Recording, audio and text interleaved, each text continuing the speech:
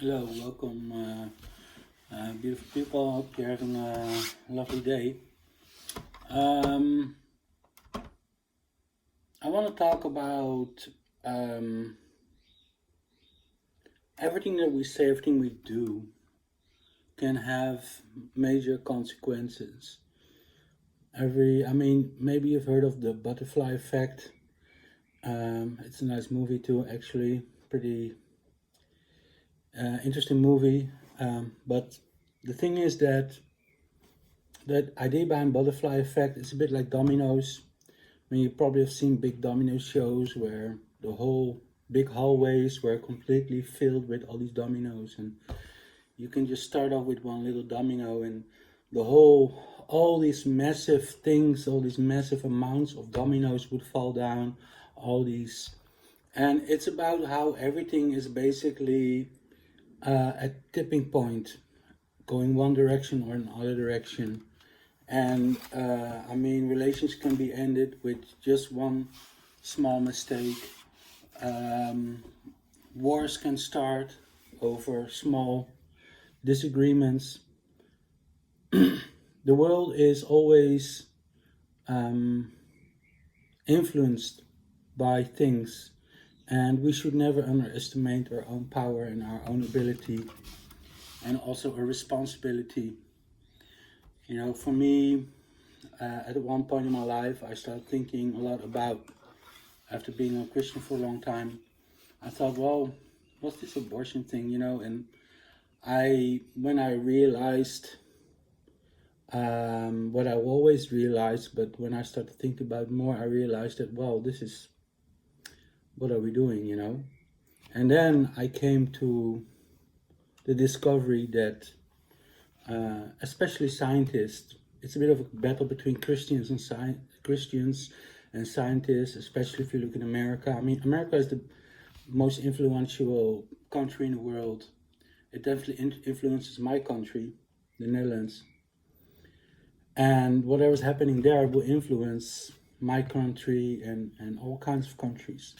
So the fact that most modern countries have abortion will makes it acceptable for most people.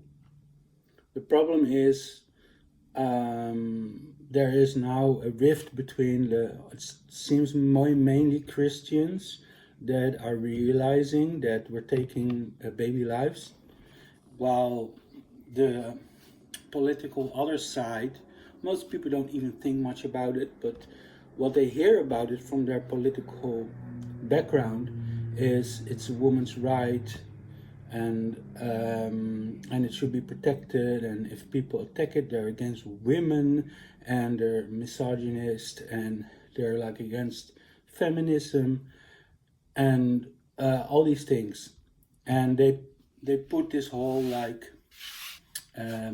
guard around this abortion to protect it with all these political language that make it sound that Christians are bad for even trying to do something about it. Now, I can go into that for a long time. I have so much stuff about it on Facebook and whatever. That's not what this video is about. But the thing is that we as Christians are also responsible for this. There's like 1 million abortions in America alone every year. There have been like over 60 million since the start of this. And we are responsible also for this. And that sounds like, how can we be responsible for this if we are the people against it? But as I started like debating with people and talking about this, I realized that I was being pushed in this corner as a Christian, which I am. Of course, I am a follower of Jesus. But why are there not non-Christians in our corner, and why would it be our corner anyway? There are many people fighting for so many good causes, and how can you be, let's say you're a vegetarian and you don't like killing animals, then you should certainly not like killing babies either, right? But it's so interesting that these people, because they're often aligned to, let's say, this other political group that also has abortion in its ideology. I'm gonna have a talk about that at sometime soon. But because it's part of their political thinking, they are defending actually killing babies and then saying that they don't kill and want to kill animals. Anyway, again, I'm going on too much about this, but we are also responsible because why is there such a big difference between like the Christians who are obviously seeing what is happening here, pro-life, and then the other people. So, and there's this thing, it's mainly about because some scientists are making excuses and reasons for abortion, while the Christians are just using their belief system. Thou shalt not kill, for example. And there's also one of the rules in the Bible is if somebody would have to accidentally abort or hurt a child, a pregnancy, it would be eye for an eye, that kind of stuff. So for us, it's pretty easy to understand why this is not a good thing. And also for Christians, it's easier because a lot of Christians practice no sex before marriage, so they're less likely to need this. So it's much easier for us to advocate for look, what's happening here is wrong, because we don't actually need it and don't want it. Anyway, let's stop talking about abortion. So the thing is that we are also responsible because of this, like I said, like the butterfly effect. We as Christians, we have certain things going on that are a lot of Christians and a lot of non-Christians, actually a lot of people, believe that science and Christianity or our faith is incompatible. And that's, you can say, well, that's fine, okay, let people believe that, let Christians believe that, that's fine. But again, the butterfly effect is that this is like the nucleus of all these problems, like abortion not being thought over well, because and also and this is just one part. Let's go, I'm an evangelist, I go to a university, I meet students, start to talk to a biology student, and then I explain them about the Bible, the story, and they come to me and say, well, what about evolution? What do you believe about that? I said, well, then most Christians will have a certain way to think about that. And then and if you and say, well, do you believe in evolution? And the Christian will say no. And then the biology student says, well, how can you say that? Blah blah blah. So this biology student will probably never be reached. And a lot of the scientists, I went to school and I really love science. I had the physics, I had chemistry, biology, all these things, basics. Now, it would have been nice if to maybe start science actually, but that never happened. I wanted to be an artist anyway, so it probably would have been something different. But and now I love programming, but always loved science. And these people that learn this in school, they learn this from TV. They learn science, and science tells them certain things are a certain way. And we as Christians come to them, and then we ask them to completely just disregard, disbelieve, disregard, unlearn what they have learned. Now, probably a lot of people. If you have faith, there are miracles in the Bible that happen. The resurrection of Jesus is a miracle, and creation is. The Bible starts with creation. It's a miracle. science still has not really explained creation or the existence where does our universe come from. They have ways of explaining how they think it happened and what happened, but where did all the matter in the universe came from, right? So it had to came from something, so it should be created, right? And they have absolutely no.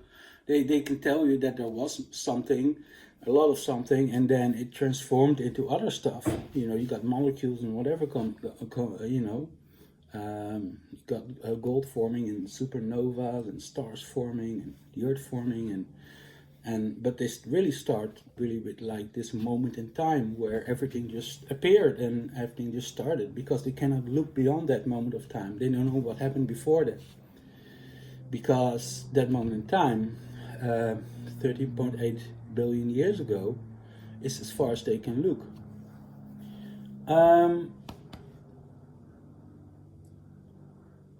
So let's start by, so now I explained why it's so important for us to see, well, why is there a difference between thus believing in scientific things? Now, I say believe or understanding scientific things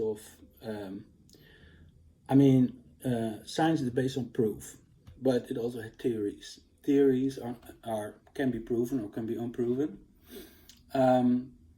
But if they are proven, unless they're disproven later on, but if they're proven well and firmly, you can kind of build on those things. You can really rely on facts, like I just said, like 13.8 billion years ago. I mean, give or take like 30 million years, but that is what scientists has come through for. Like, this is as far as they can look back, right? This is the where God started creating the universe, started expanding the universe. Now let's look at, if you look at those 13.8 billion years ago, if you take the translation, look at the translation of the Bible. We are looking at not at the original, because we do not speak that language. We don't understand the language, in old language, and it will be even hard to understand it the way it was written and what the people were thinking when they were writing it. There are certain words. So you have like the word bara. It means like expansion, but they didn't know expansion, so it was more like fattening or growing or creating. But if you do this in current day, it would be expansion. So let's say he starts expanding the universe, and this is what also scientists say about the Big Bang. It started with the expansion of the universe. So if you look at the original text, you might find different things than maybe at translation, because translation says the beginning. Well, in the beginning he created, but you could also say like, well, he begins expanding the universe or creating the universe. So there's still creation going on every day. I mean, there are still new stars being formed in the universe. So he is still creating the universe. Is still the universe is like on a constant creation, constant metamorphosis. It's completely, things are turning from one thing into another.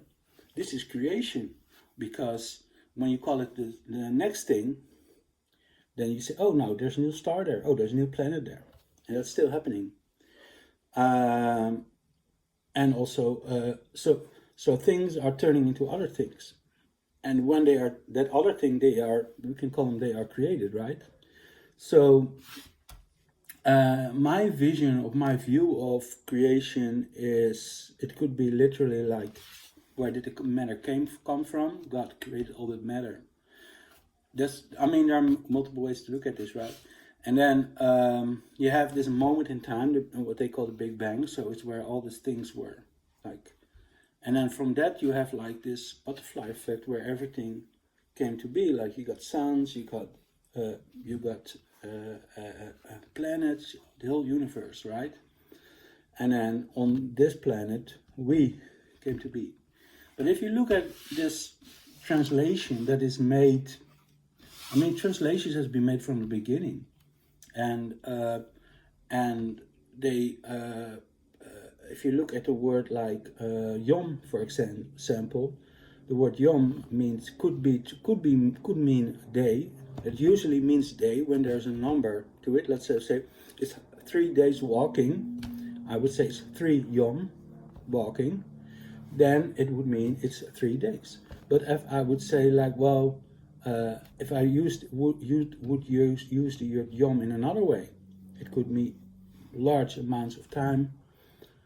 And so now in the Bible it says like the first Yom, the second Yom. So they translated it into like first day, the second day. But why not say the first period, the first age, the first, because we have like we say ice age or something, or that kind of stuff. We if you look at science and we look at people looking into like our background, they make ages. They say, well, this is this is the moment. This is the period before Earth was formed. So, and then we have, when Earth was formed, we have all the stages. Earth was a gas cloud, and it became more solid. And we had like the seas, the mountains, all these things. And we had like some organisms. Those organisms turned into like more plant-like things. There were all these things living in the seas. Oxygen came, there was oxygen created by these organisms. Then it became organisms that used that oxygen, could live from those oxygens, like we still do. So this is how science look at those things. Because this is what they discovered. It's not what they made up of. This is how they want to see it. Just what they concluded from the facts that they gathered from looking at the world that God created. So, but there's a bit of a problem, because this one day and second day, like Christians always believed that there was like a 6-day creation. And then there was another guy who started calculating, and then he said, well, that means he made all these calculations with like certain names and all these things where like, oh, he was like the father of this, and he had that father, he had that father, that father. He said, well, look, well, these people they lived like this. This guy lived like so long, and this guy lived so long. And he added all those things up. And he said, well, that's 6,000 years. So most Christians believe, well, if you add that up to the 6 days, you have 6 days, and then you have 6,000 years, and then you have now. So, and then it says in the Bible that God created Adam, and then he created Eve from his rib, right? When I read those things, when I read Genesis, I'm like, my mind is like, boom, wow, this is, because I know the science, I know it makes a lot of sense, all these things, like first creating one organism, and then the second organism as a part of that, from that, and then having 2 organisms. That's actually how it all started, so that God did this. I mean, yeah, there was first an Adam, a first organism, and there was a second organism, and then you have man and woman, and then you have this reproduction, and then you can have like so many, and then over time they will get new. These organisms, they changed because if you're living in different environments, you have to adapt to them. We have lots of people with different skin colors. I mean, I'm obviously from being in Europe, my ancestors have been in Europe for a long, long time. There's not much sun. So my skin turned from dark to white because I need to absorb more light. So I had enough vitamin D's not to have broken bones, not to have be depressed. I need vitamin D. So my skin became white. And my original ancestors from Africa, they were dark skinned because they had so much light coming in. It was not good for them. So this, and I think most Christians would, can kind of like accept those changes. But the problem is when we go further back. So, yeah, we can understand that if a man and woman marry and they get children, that they inherit things from each other, and then you get a new person that looks kind of like both of them, right? So we have this complete new person, a new creature, living thing that has unique. It's completely unique. It's never. The DNA of each child is completely unique. It never is and never will be. Our DNA is so complex, there will never be a person exactly as that person, unless you start cloning and stuff. But probably, yeah, well, you could say the DNA is the same, but still you have different other stuff. But no, and this is the beautiful thing about parenting, that you have this unique individual that takes both the parents, they live on through this, and they join through this in their DNA. And in this, actually, you get two unique people, and they create another person that might have new futures that they didn't have. Or they might have stronger futures that they had, but then they have it stronger. Maybe they're smarter, maybe they're more creative, maybe they're more good looking, maybe they are better at sports, better communicators, better organizers. And they might be worse at things. It doesn't really matter, they're different. And all these things together, they will probably flourish in something that they will do. And this is basically what I call evolution. Even just going from one set of parents to a new child is evolution, because this is a new person with new abilities, who is different. I'm not saying enhanced or better, it's just different. Now, if you go back and back and back and back, you get, like I said, like my ancestors, that's what the science is telling us, we think we originated in Africa, and then we went over the world, and you see the Asian people and the Indians, and is that the right word? Native Americans, and all these people all over the world, they probably came from Africa. Now, science can still see maybe have some different ideas later on, but that's what they said now. And I have no problem with believing that my ancestors had dark skin. And if you look at some, there was like, I'm an artist, I look at facial features, I look at how things work, and I have to draw different races and stuff. And they found a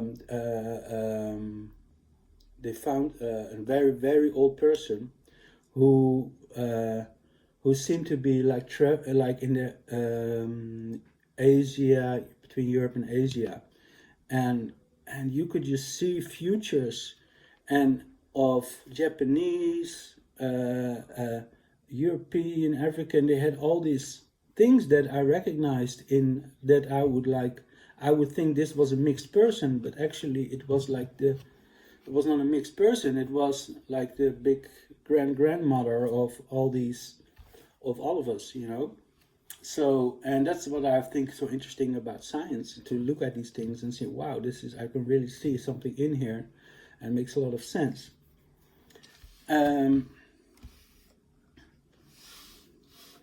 So let's make a case for the idea that yes, God created us. We take it very literal, and He made Adam, He made Eve. Okay, let's make a case for it and see if it makes sense. At first, I want to give a caveat that I'm Christian. I believe that God can do anything. So God could have definitely created Adam and Eve the way it says in the Bible. There's no problem. I have no problem with that. I actually do believe that God created all of us, and He is our creator. I just think that I'm trying to find out, like, where how to make more sense of these things, right? So because, and it's very important, like I said, like this is like a butterfly effect. If we just keep saying, look, listen, it's 6 days, don't talk to me, it's 6 days, I don't want to hear anything else, it's 6 days, and then there are going to be problems. There are problems in the world already. We have abortion rates of over 1 million a year in America, and I'm not even talking about the rest of the world. So we have so many abortions going on, and we have so many problems in the world because Christians and scientists and science, and there's this like fight going on. And so I'm not saying that what I'm saying is the absolute truth. Actually, I have so many ideas. I'm trying to work with so many ideas that could make sense of how things work. And I mean, we're talking about creation of the universe. We're talking about creation of everything. So I'm just trying to figure out how we can align what the Bible says and what science is just discovering through their endeavors. And those things can also change. But I mean, I'm just want to show you how, when I read the Bible, how I read Genesis, it all just makes so much sense. And if you look at how the Genesis actually makes a beautiful setting of how things work. Like it says, for example, that it's the earth started out void, like empty, and if you look at the creation of the earth, it actually started as like a gas.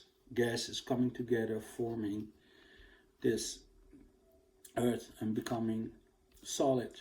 So it void, like empty, like gas, there was not really matter there, but it came together, then became like more solid.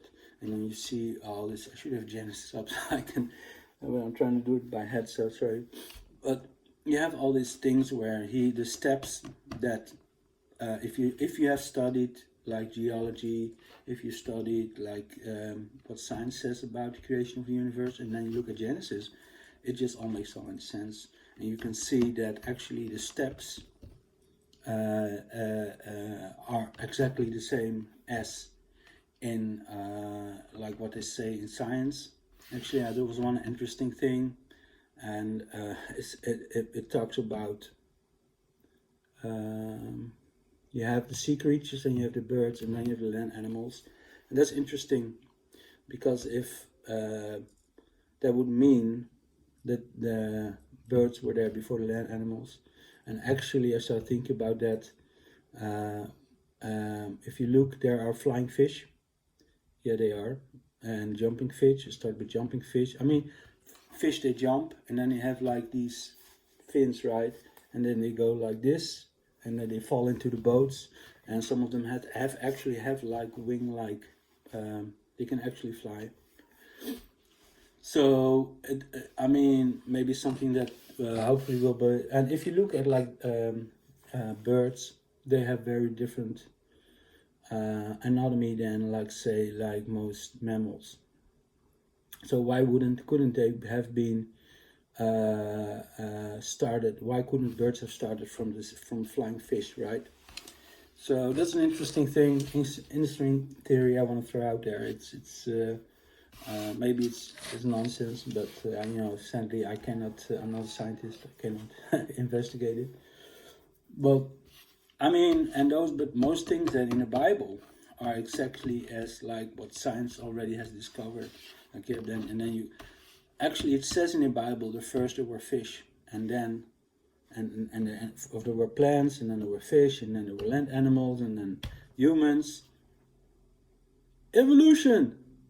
First you have plants, then you have already you have the creation of the earth for being void, nothing, like gas, like science says. And then you have all this land mass created, and you have like waters, and then you have land mass, and then you have the heavens, and then you have plants, then you have sea life, you have birds, you have animals, you have humans. The only thing is that it all happened in one day. If you look at the and that was the second day and it was the third day. Now I think you have to look at it like this was the first phase, the first age, the first development phase, the first, and I mean there are because if you look and that's not just one day, it's just one area, one. I mean, if you look at the first mammals, that's a certain point in time, and that's very distinct because before that there were only like fish, and then suddenly you have something on Earth, and that's described in the Bible and that's described in science. The only difference is that this process, the only thing is really like how you translate it. If you translated yom into age, it makes a lot more sense. Okay, now let's make a case for what if actually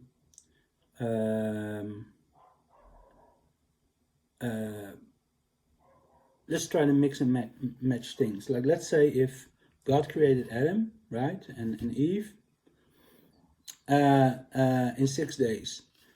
Okay, fine. And then science says, well, it's 13.8 billion years. So humans would have lived for 13.8 billion years. But where would they have lived? On Earth, right? Well, Earth was actually, before Earth was formed, before our sun was formed, there were many billion years. So we have only like 4 billion years on this planet when it was formed. So there's like about 9 billion years. Where did Adam live? Well, okay, so well, let's say that Earth was also formed there. Then Earth, it would be much older. You can see where it starts to get really murky here. If trying to explain one thing with what science does, and then keep on these time frames of like 6 days.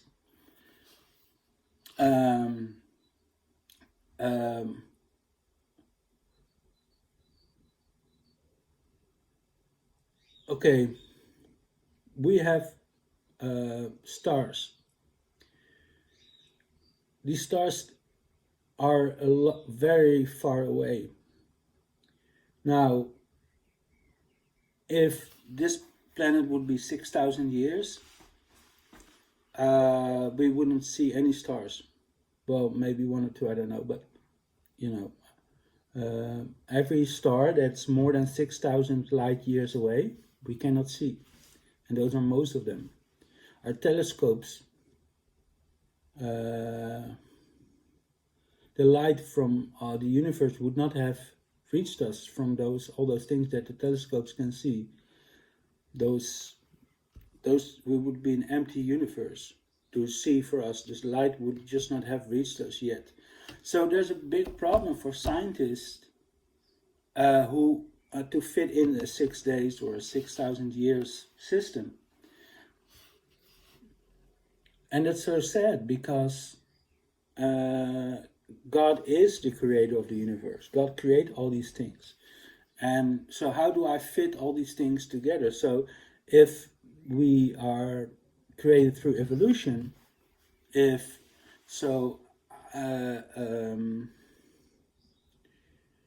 how did God still create us, right? Because and that's the big thing also, because people jump to the conclusion, well, if we created through evolution, then we're not created at all. Then the Bible doesn't make sense. We're not created by God. And that again is like, try to make an argument for that. Try to reason, just beyond saying like, I mean, it's so easy just to say, well, forget it. Like, you cannot fit those things together. It's not like, this is like trying to get a square into a round hole. You cannot fit those things together. Well, you have to, because if I'm Christian, I believe in God. I know science. I don't think that scientists, like all of them, can be that wrong. So I have to make a reasoning for, can I make it fit? Can I make it fit? Is it really a square? Is it really a round hole? Do they really don't fit? Is it really that hard? And like I'm already explaining a few things, like the Yom thing, like it's basically just how you could translate things different. You can say first age, second age, third stage, whatever. So how does this so creation, the way it is said there in the Bible, these steps, it actually talks about the different steps that evolution took. Those 6 main parts of creation, from the start to humankind, are all in the 6 steps. Forming of the planet. Well, first, of course, the whole universe, all the stars, everything. Forming of the planet. The land masses, the waters dividing and whatever. You have the skies. Then you get something living here on this planet, like plant life, creating oxygen. Then you get like oxygen in our planet, in the seas. In the water you get like also other organisms using oxygen. You get more like fish kind of stuff. You have, and this is like exactly what the Bible says. You get first you get plants, you get fish, you get birds, you get animals, you get humans, and again. So why wouldn't be he could just said, well, why didn't he just do it all in one go? Why did he took 6 days for it? Why did I need to do the one thing? Why did he, I mean, it makes sense he created the universe first, right? Because, right, you need, you know, but why didn't he make the earth then again together with the rest of the universe, which he already did in the first, all the suns and stuff? No, after that he created, well, it took 9 billion years before he actually started creating our planet. Because all the other things, I mean, like many metals like gold come from supernova. Supernova had to be, suns had to live for billions of years and then go supernova, you know, and supernovas have like, they're 10,000 strength of the brightness of a normal star. They shine 10,000 times stronger. And in this powerful event, these metals are created, which we have in abundance in our planet, which we need, which is part of our bodies.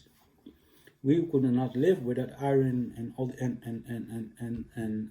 I don't know if we need gold or something, but we need, at least I'm sure we cannot live without iron. You know, could have iron deficiency would be really bad for you if you had 0. So we needed those 9 billion years to have a planet that he could even create life on. So then you have the creation of life, and so he had to start. Now he could have like just said, poof, we got plants, poof. Hey, not 24 hours later we have fish. Yeah, sure. I mean, I'm not saying that cannot happen, that's impossible for God or anything. I'm not saying that. It's not saying I cannot believe anything like that. If you gave me some reason other than just because that's what this translation is saying. Because I argued, I said, well, Yom could mean like an age. It could be the period that was needed for the fish to be ready to go on land, for that to happen, that moment. So you have from each generation to each generation, you have life transforming in other different versions of itself. And this different version, this new child, with new, a little bit different than the parents, with each generation there were things that could happen that gave them new abilities, new options to do. One of them was probably when the fish was like, when there were droughts, the land would like dry out and it would be little puddles. You can still see them, it still happens. You have droughts and then you have the fish and they're like, you know, like in the puddle and it's drying out. Well, you had other fish that used their little fins to hop to another puddle that had more water. And you can actually have seen, even when I was a kid, I saw those movies of these fish doing this. Today they still do it. Now imagine that going on, and one day one of those little fish has animals that are more and more adjusted to this jumping from one puddle to another. And before you know it, you have mammals. They are living on they're walking around all the time because being in a puddle is nice, but you need to eat, so they walk around to find some food somewhere. Before you know it, a few generations later, they're so adjusted to going from one puddle to another and then getting food somewhere. Their grandchildren actually don't even go into the water that much anymore. They're just happy to, hey, there are like berries there, hey, there are like little leaves there we can eat. So these are small, tiny changes, and so it has God nothing to do with it? Well, in the Bible it says He does. Like He says He created those fish. He says He created those birds. He created those mammals. He created man. So it says in the Bible, He's responsible for all of that. Is all He said this should happen, and it happened. So things happening through because he was ordering it, because He was saying it, is the way He creates. So it's not like Thanos, where he flicks his finger and things materialize or rematerialize, or well, it's not that magical thing that we might think about creation. I mean, if you look in the Bible, what Jesus does, yes, He put like mud on the eyes He spits in the mud, and He just put the mud on the eyes, and then He told him to wash it out. He does certain things, and He does miracles, and miracles happen. There are miracles there, and whole creation is a big miracle. So, do we know the exact details? Do we know exactly how and what? Well, maybe science can have the whole evolution thing is something that He invented, something that He knew that was going to happen, something that He ordered to happen, and then He knew that if he created the earth, He knew there would be, He could just order there to be life on it, plants on it, organisms on it, etc., etc. He know that this life would change from one state to another. And I'm just gonna, because I know there's some people that still find it hard to believe these things. Let's turn things around. Let's say, do you believe that the scientists, when they say that the planet is like 4 billion years, do you think they are really wrong with that? That absolutely wrong, it should be less?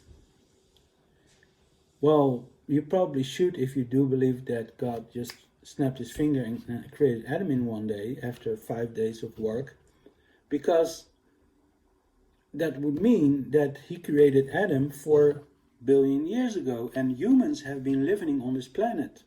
You know what I'm saying? That what I'm saying is nonsense, but that's what, like, it has to be either or. It has to be either either we did not, there were no early stages. Well, you can say, well, that was just 5 days, right? There were 6 days, and then boom, there was Adam, and then the whole. So, but then you're actually saying that, well, there cannot be a universe that's like 13.8 billion years. There cannot be a planet that's 4 billion years. How do you explain the certain things?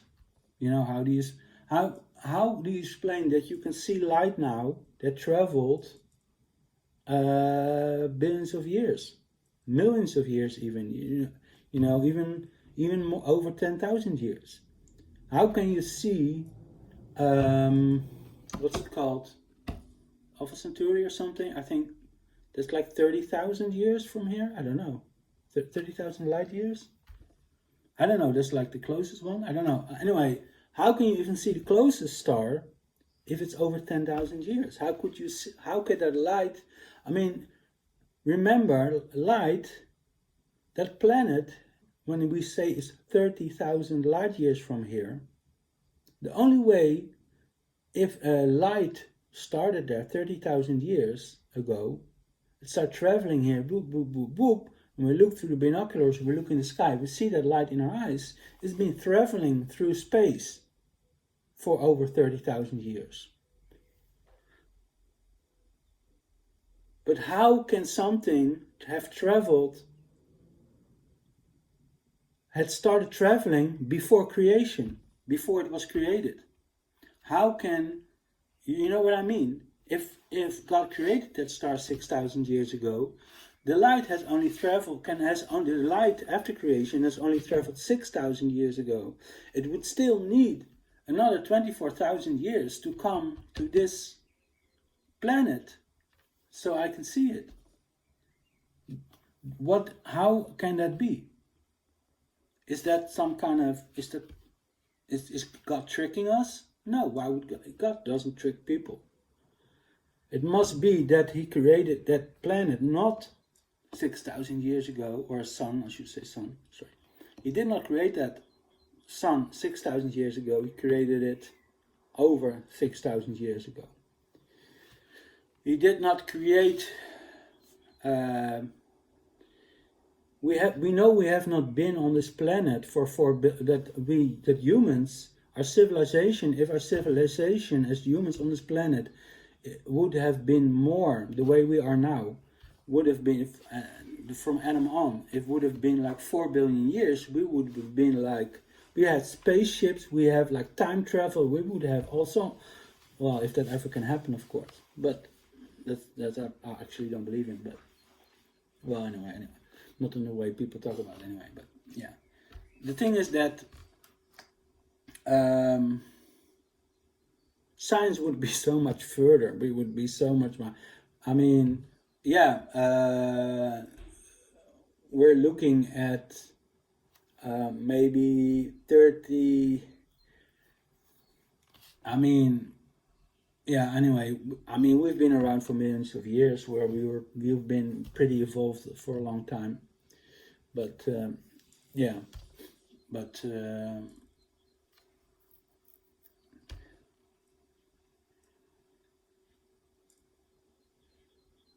then you say, well, I don't believe that we come from apes, right?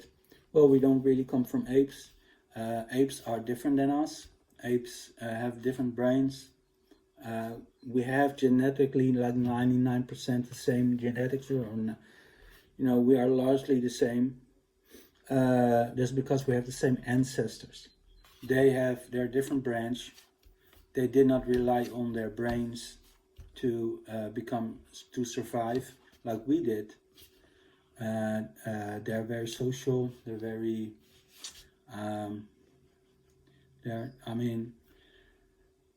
but we have this. But the thing is that if you look at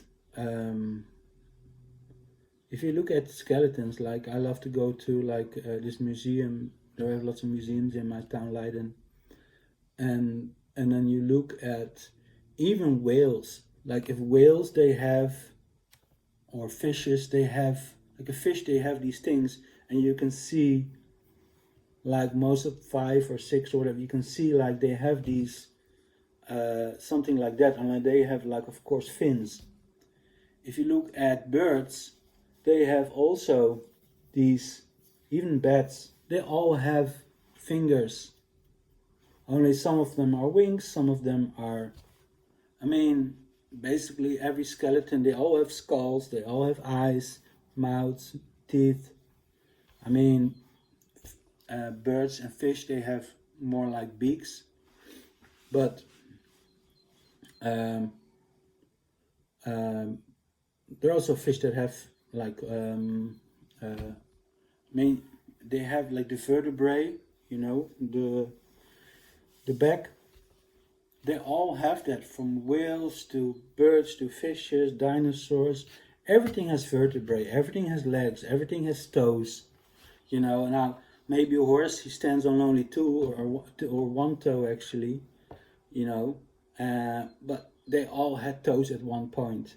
We all, you can see we have all an ancestor that had those things in him, and that ancestor, if you look at fish, just buy fish, eat a fish if you're not vegetarian, and you will see all those annoying bones you have to take out of your mouth. I mean, it's, yeah, I used to be vegetarian. I'm still a bit, I think, yeah, it's a bit disgusting actually thinking about it too much. But yeah, like as an artist, I look at those things. You know, as an artist, I have to think about the skeleton. I have to look about for poses and stuff. You know, and so I have to look at. I think about that, and when I started looking at those things, I realized that all these animals, everything that's living, all these biological creatures, they have very similar insights. And now you can say, well, God just created them all the same. Sure, you can say that.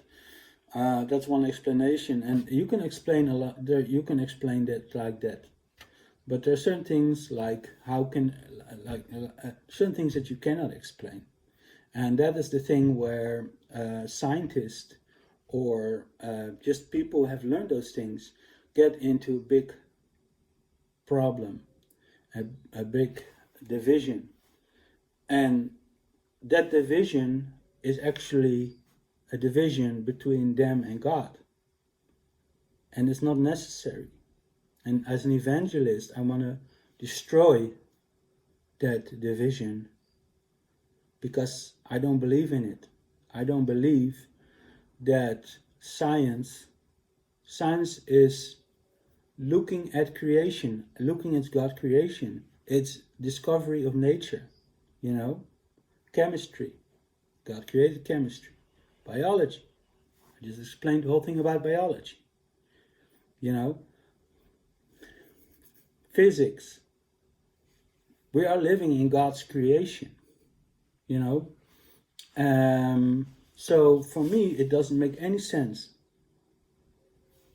Well, it does make sense. I mean, I understand why the problems arise and how the problems exist, and some of them are just because of these translations of the word Yom and other things.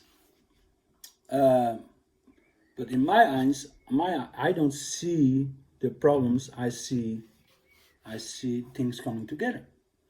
I see how perfectly Genesis aligns with scientific explanation of creation of the universe, you know, the expansion of the universe, bara, fattening, expansion, creation, and how he started it, and how it's still developing from 9 billion years of suns, supernova, eventually our sun. Then 4 billion years ago, this gas cloud became this void, became the earth was void, and then you had like waters. The gases became, of course, fluids, and the fluids became solids, and then, you know, like I will explained. So I see I see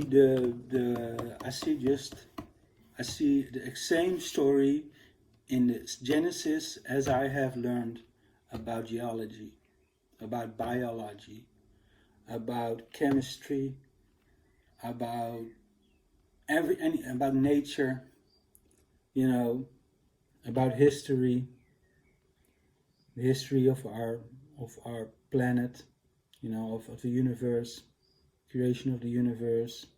I don't know, is that history? I don't know. Anyway, I just see, well, this history, like, really, the 13.8 billion years everything that had happened in those days, in that period, it's really beautifully described in Genesis. And you can say, well, but yeah, it says days and it needs to be days, and if it's not, then the Bible is not true, and I cannot believe in the Bible, and nobody can believe in the Bible, and the whole thing falls apart. Well, I don't. It's just funny to me, like if you don't understand, if the words don't make sense, if you say that 6 days is somehow holy and that we need to rely on 6 days. I mean, it says the first Yom and the second Yom and the third Yom, right? So, and Yom could mean a lot of things. So, I mean,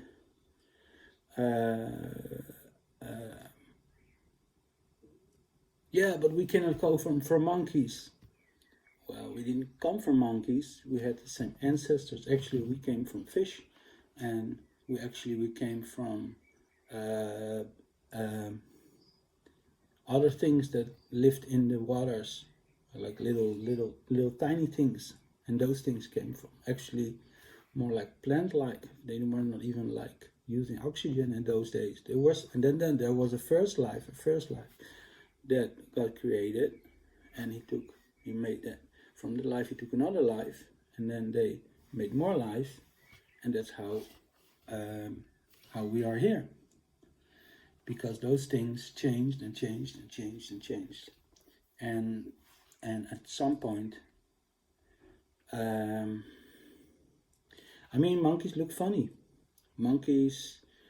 It's so easy to say, well, we don't have the same ancestors, we don't come from monkeys, and look at them, ooh. It's so easy to say that, but if you're unwilling to, but the thing is that those are the way that people say a lot of things, and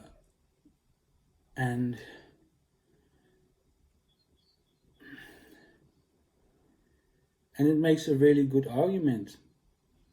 I'm not anything like those stupid animals. No, we're not stupid. There's a big difference from them. But we have eyes, they have eyes. If we have mouths, they have mouths. We have nose, we have nostrils, we have ears, we can hear. We have emotions, they have emotions. They have much stronger emotion than us, probably, because they live in the moment. They're very strong emotions, they're very social. They have hair, they have bodies, they have fingers. We don't look so stupid like those monkeys. No, we are different, we are different. And monkeys don't look like seals, and monkeys don't look like eagles. But eagles, they have vertebrae, right? You have wings. They can fly with the wings. The skeleton system is pretty much the same. They have feet to walk on. No, but we're different because we can walk on 2 legs. Monkeys cannot walk on 2 legs. Well, maybe you should look at chicken. Chicken walk on 2 legs. Birds walk on 2 legs. Dinosaurs walk. I mean, according to evolution, they are in the same line. So walking on 2 legs is nothing special. Even a duck can do it. Yeah? Oh, but we're so smart. We can work together. Well, look at dolphins. They can make beautiful jumps together and coordinate. They talk on the water. They say, look, if you say to a dolphin, hey, make a great show, they will talk together. Wait, we're going to do this and this. And then they go in the water and they go like, no, we are smart, but they are stupid. They can communicate. They are creative. They can dance in the water. But we're unique. We are better than animals. Yes, we have all those things, and don't they, only seem to have parts of it. But I don't see any animals killing their own babies. I don't see animals fighting and destroying each other en masse with mass destructive weapons. I don't see animals. So who is better here? You know? Who is better? Who is smarter? You know? Yeah, sure, animals kill too. They kill to eat, to defend their territory, to fight over dominance in a group. And in a way we do the same things, but doesn't make them, it's not about who is better. Actually, that makes it much the same, because we do those things too. We fight over dominance between our groups. We defend our territory like animals. We behave in that way. Now I could go on and on about these things, but in the end, you have to think about, what do you really want? Do you want to be a barrier between people? Do you want a scientist to go to a Christian and want to go to God? Let's say God is here, right? You want to go to God, goes Christian. Hey, do you know about God? Well, yeah, that doesn't seem like real to me. No, but God is this and this. Oh, that sounds interesting. But you know, I heard you guys believe that the universe was created in 6 days. Yeah, of course, it says in the Bible. But how can that happen? Because, the scientists say that it's like 30.8 billion years. And then Christian goes, yeah, no, that's not true. It's 6,000 years. What? No, that cannot be true. Yeah, it's true. Well, but yeah, just take it on faith. Just believe it. Do you think that person came to God? This is why I'm not want to say that if you don't believe anything I'm saying, that you should start to think different just to get people to God or anything. I don't want to say that. I want to say that there's so many people in the world who will never reach Christ, who will never become believers, because there seems to be no in between. It's either this or the highway. You believe in 6 days, you believe we don't come from monkeys, or then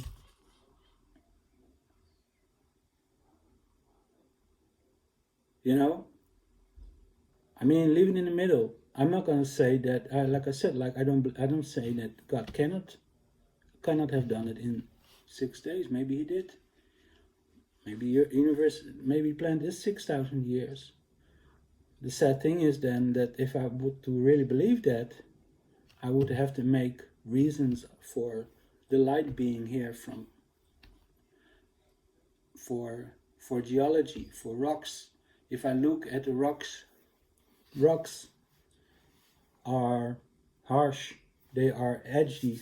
When you break a rock, you can make flint, and you can cut with it. You can cut a deer and take off their pelt and put it on you. You can shave off the meat and cook it, so you can keep the bones for later to eat it. That's what they did, what we did. It has nothing to do with evolution, that's just fact. That's how we used to live. We used flints. But those rocks, when they fall from heights, and they break apart, and they have all these sharp edges, then there comes rain and wind, but mostly water. When it goes into the water it just takes off the edges, and then after many years, some rocks will take a lot of time, you get all this geology. You get these rocks that are look at like some stream in the mountains. You will see beautifully carved rocks from water. You can see the they say that diamonds, that's carbon. Carbon, how do you get a lot of carbon together? It's from plants.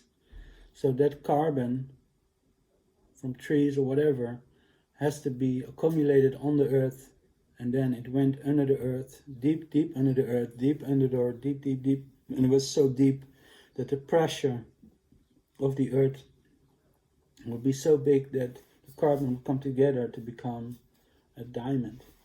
And diamonds is the strongest thing that exists, I think. There's nothing stronger than that. You can only cut diamond with a diamond. Diamond's incredibly strong, and it's made under incredibly pressure. It's really beautiful, but it also takes more than 10,000 years to create all those diamonds. If we look, there are like canyons, like Grand Canyon and stuff, beautiful places. And you see all these layers. Now people say, oh yeah, but you can do that in 10,000 years. You can, and they make all of these stories why it's made in 10,000 years. Well, they can carbon date things, you know. And you say, well, I don't believe in that. I don't believe in carbon date. Well, I mean, next time you go to your doctor because you have a heart attack, just tell them that you don't believe in their surgery. I mean, I'm not saying that science never is wrong. I'm just saying that those people, those scientists, they're using techniques that are proven all over the world through like so many other every scientist, when they have a new science coming in, other scientists come in and they approve it. Now there's some scientific abuse. I mean, like big companies, another story. But basic normal science, geological science, just normal healthy science about how our universe is created and how the world works and all this stuff. The basic stuff I do believe in. And I don't believe that 13.8 billion years is not even close to 6,000 years. I don't believe that light could be here unless the earth was millions, billions of years, and the universe was billions of years. So probably could make some more arguments. But the thing is that this butterfly effect is that if you just flat out refuse to believe science and try to make it work with Christianity, if you just hold on to Christian religious views, then you are blocking people, and those people that are blocked, they're gonna fight back. They're gonna be anti-God. They're gonna be anti-life. And this is our responsibility. This is a Christian responsibility to at least think about it. Research it. If you think that everything I'm saying is nonsense, prove it to me. Explain to me about the light. Explain all these things to me. Explain it to me, talk to me about it. Make a case for it, why I'm wrong. I would love to hear it. Because then I can talk about these things in a more, how you say it, from both sides, right? I don't want to be one-sided. I want to think about one-sided. And like I said, like I do think about it from the other side. I try to think about it, and yeah, you could just make the case. Well, this is about this how it happened, and you have to believe it. And if you believe it, then it's so. And other things don't really, but the other things still do really matter. So even if I would just accept 6 days or 6,000 years, how can I? What happened with the other stuff? Why is the other stuff? How do we explain both things? So I think this is one of the biggest problems, along with some other problems, that are actually affecting Christianity, the growth of Christianity. I think in the end, growth is dependent on faith. Without faith, there will be no growth at all. And faith, when miracles happen, when we believe, when we pray, when we fast, when we talk, when we preach, when we do whatever we do, when we build faith and miracles happen, churches will grow, people will see God for who He is. But the thing is that if religious thinking is then eating away at those new people come in, they have a miracle, and they're like, wow, this is just a miracle, and they come to this and they start to talk in groups, and they follow lessons, they go to church and they hear things, and then they are forced to my way or the highway, my way or the highway mentality,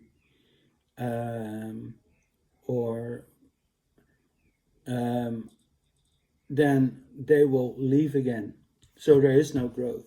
You will just have faith bringing in people who start to see God, and then they're pushed away because of there's some religious thinking, religious ideas, and I've talked mainly about evolution now, or creation as I see it, because evolution, the changes between generations, the change between generations is what I see as evolution, which I see as part of how God is creating the universe. So in a way, yes, and this is just one explanation, one way to see it. Probably there could be other different ways to see it. The fact is, I do believe in creation. I do believe it makes a lot of sense actually to me. There's no problem for me at all to believe in Genesis. The way it's there is exactly the way it is in science. So that one day and two-day thing, I remember I tried to figure that out, and I was like kind of thinking about it, and I'm like, I think I was just waking up or something, and I was like thinking, and I'm like, what if it meant dawn? What if the word in the original translation for day, what if it meant dawn? That was my original thought. And I mean, that makes so much sense. You said the first dawn of, like the dawn of the Ice Age, the dawn of the Jurassic Age. All these ages that you have in science. If Precambrian, I think that's before. Yeah, that's like the 9 billion years before the Earth formed, I think. The dawn of the Precambrian, the dawn of the first, that was the dawn of the first period, that was my original thought. And then I started looking at Yom, and I'm like, Yom could mean day, period, blah, blah, blah, and all these things. It could mean so many things, all these things, and one of them was like a large period of time, so billions of years. Yom could be an age of billions of years, or a big age. And I don't know if that completely, so that's my original thought. And I think, well, wait a minute, it didn't matter to me much, because I already believed in Genesis. I knew about all the science stuff, and it made complete sense what I said.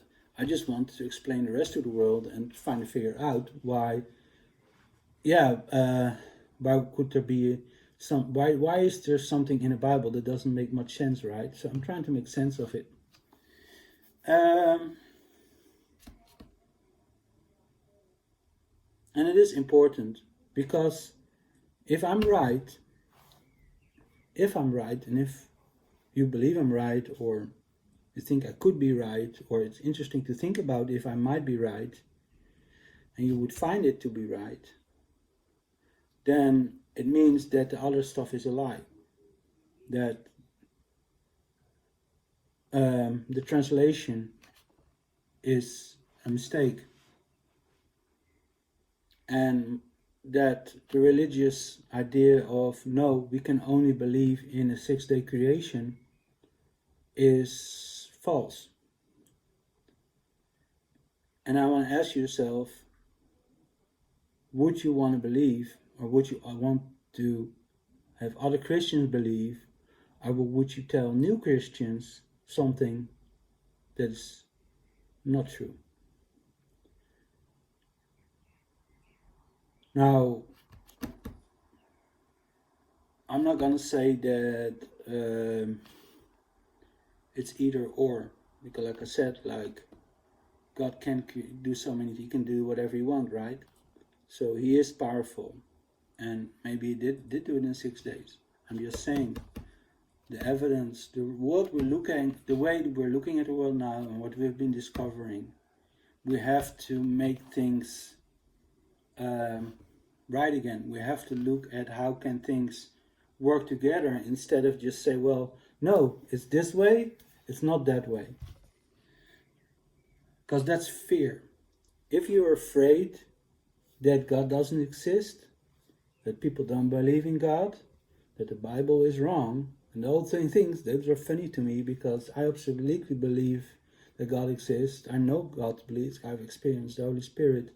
So how can I experience the Holy Spirit? Anyway, that's proof. Personally, I cannot, if somebody's watching this never felt the Holy Spirit, I'm going to say just invite you to come to church, and maybe you will open yourself up to it, start praying, and seriously searching for God. If you, once you have felt the Holy Spirit, there's no turning back. There's no, that is a way, that is, but I cannot, there is no scientific way to prove somebody that God exists.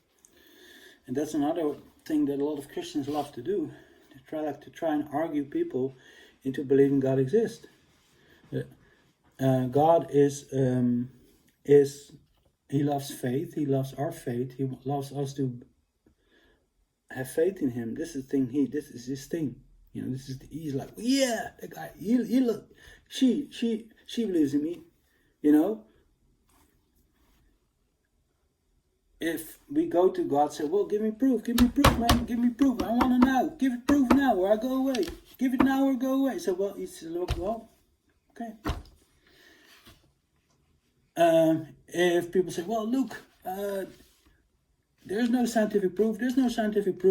No, science. There's nothing in science that proves it, so it cannot be true. Well, then you can say, well, look, it's up to us to explain to them that that's not how it works. If there would be proof, then why would anybody believe in him? Because you don't need faith for a fact. You don't need faith to know that the sun will come up every day. You experience it every day. It's scientific fact that the world moves around the sun, and the world turns, and that we see the sun every day go up and down, and it's light and dark.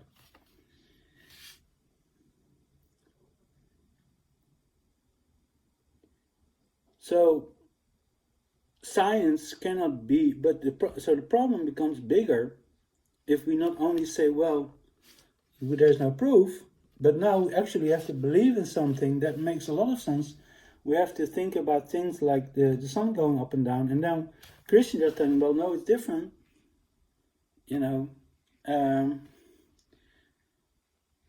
Would you believe in somebody that come to my religion, come to religion? Oh, by the way, it's flat Earth thing. Yeah. You believe in flat Earth? No. Oh no, go away. I'm sorry. I mean,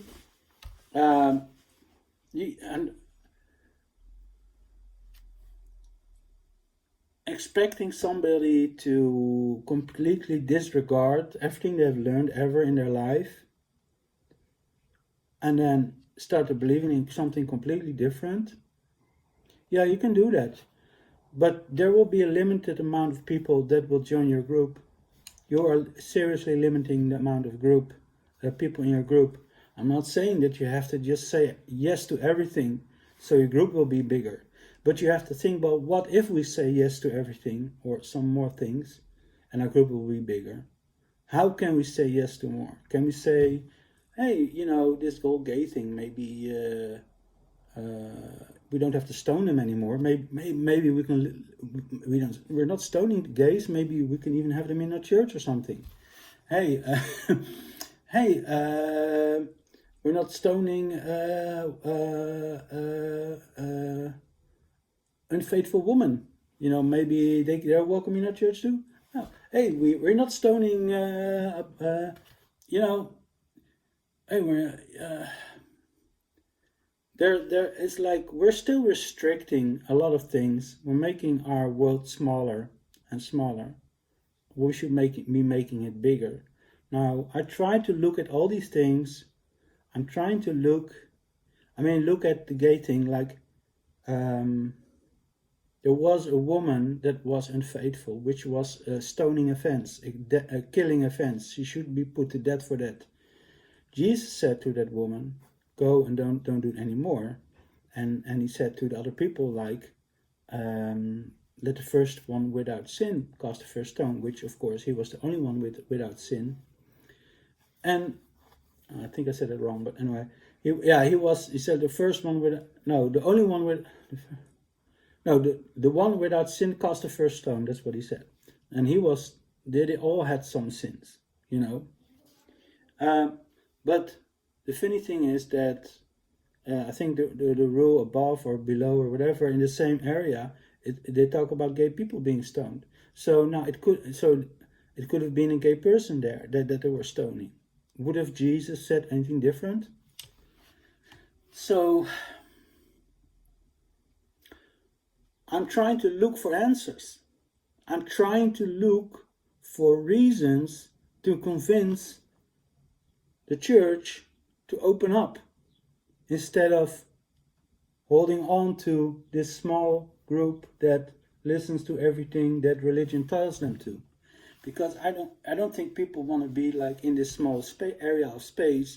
Button down your shirt, but women are looking at my neck, button down your shirt, you should be looking at me, and it's like, it's sexual. And it's like you're making the whole world very small for people that want to join the church. It's not. That's what religious does. And these people, they feel all these jokes on their.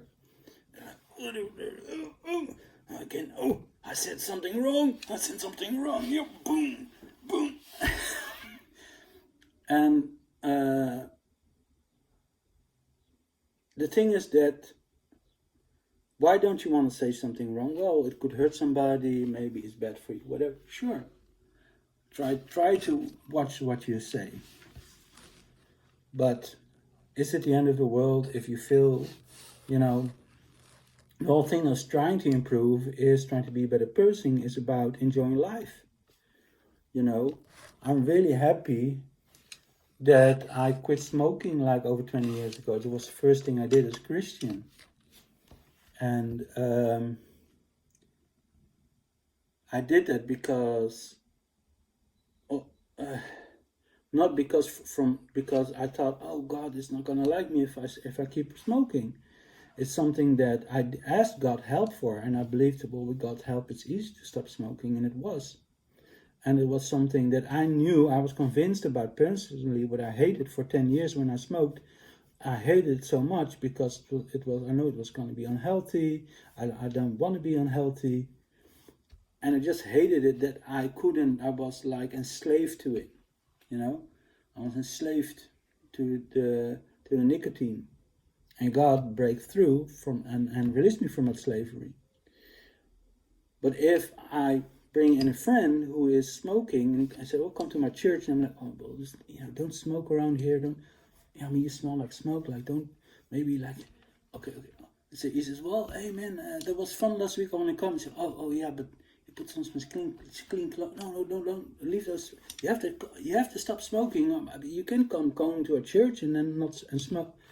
I mean, then I'm putting a joke on people, and I know that this is something that most people won't do, but we are doing it in other areas. When we talk about science, when we talk about sexuality, it's like these areas still have so much big taboos that we don't even want to think about it. Like the one thing I hated when I was evangelizing in the streets of Amsterdam, and you see a lot of stuff there. So I had to think about gays and whatever, and at one point I didn't want to think about it because it was scary to me. It was like, I don't want to think about it. That's like, ugh, But the more I thought about religion and faith and how they are two sides of the same, well, not the same coin, that's not a good word, but how they're just opposed to each other. Like, yeah, you can give people a lot of faith, but then the religion will break them down again. You have to also you have to give them faith, and you have to like strip down all those religious stuff so that they can actually soar, instead of like you can have like a revival. But if the revival tricks all these people that are like, hey, well, why are you your clothes are not, I don't approve with your clothes. Oh, and this one go, hey, I don't approve like how you eat, and I don't approve how you do, and oh, you're saying bad words, and oh, I don't think that you're the right this and this, and you have to. Revival is going to end unless you can stop those pigeons or raven or whatever you call. No, not pigeons. Pigeons are nice, but like, let's say these ravens are picking away at all those people with their like, oh, don't do this, don't do that, and blah blah blah. Also, of course, you need to have good arguments for how does it then work. You have to frame in the right way that you know that, well, I can just, sure, I would love to have more people in my church. I would love to have people who smoke and not be upset with it. Yeah, I want to have more science people. But what if those science people start to talk to the creationist people, and then they leave church? Well, if you have a good argument why which they can both talk about and get in agreement about, or respect each other about thinking differently, then you can have that bigger church. But if you start protecting one group over the other, you're going to push all those people out, and then you have that small group, but never the bigger group. Wow, this is even going beyond some of the things I was thinking, but but basically that is what I've never actually written about it like that in Facebook or anything, but yeah, that is what is happening, and that is why you see revivals where you can just see you see the spirit go up and up and up. The thing holds, and revival, I mean, I don't like that word. It's like a revive. It's like bringing the dead back to life. Well, that's good. I mean, it's Easter. Jesus came back to life. But it has revival. It feels like a moment in time, like something that is going to go away. I don't believe for a moment that there's any way that revival needs to go away. But it's that group that pushing out all the people coming in, and then religion just breaking it all down. And then the thing is that the faith also gets broken down, because that person that believed in a miracle that they saw or happened to them, or that amazing thing, if they get talked down to, no, what do you think? It's 6 days. No, what are you doing? This, you're wrong about this and this. The faith that was like working in them, they're like, what's going on? There's something wrong here. This church, there's like, I don't feel comfortable anymore. Why are they telling me these things that don't make sense to me? You know? Anyway, I can go ramble on and on. I hope you're having a beautiful, beautiful day. And I had a super great time. And lots of love.